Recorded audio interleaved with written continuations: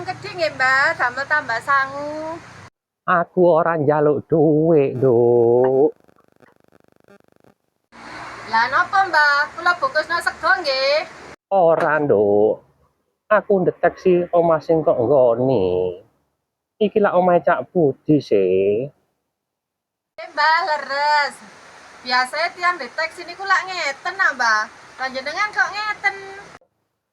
Iku lak paranormal. Sejatine aku iki utusan, Nduk. Oh, sampai saking Segara Kidul lah, Mbak. Dudu, Nduk. Napa saking Gunung Merapi? Iku lak mak lampir, Nduk. Oh, napa sampean sing jenenge Sunan Kalijaga, Mbak?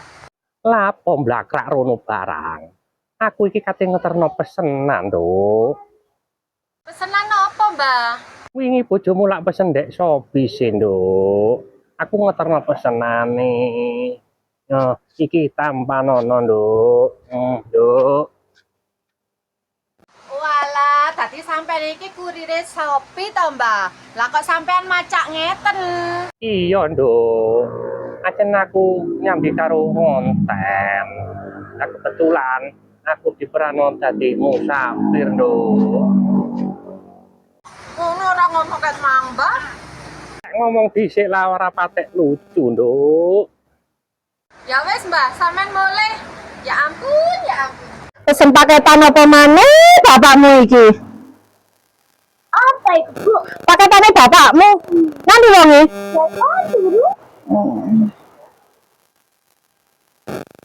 Piye turu mulai wingi gak tangi-tangi. Astagfirullahaladzim. Ya ampun, ya ampun. Pakmu. Pakmu. Tangi, Mbak, tangi. Hei, iki turu takoki iki.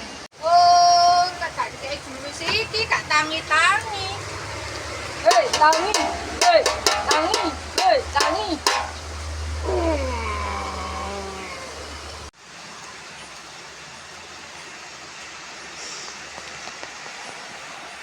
Oh, lah iki apa penyakitnya?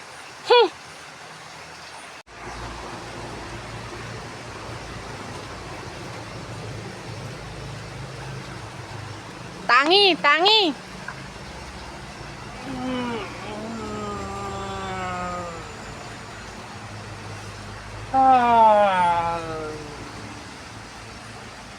Ono apa sih kok rame-rame? Wis bengi lho tangi ya.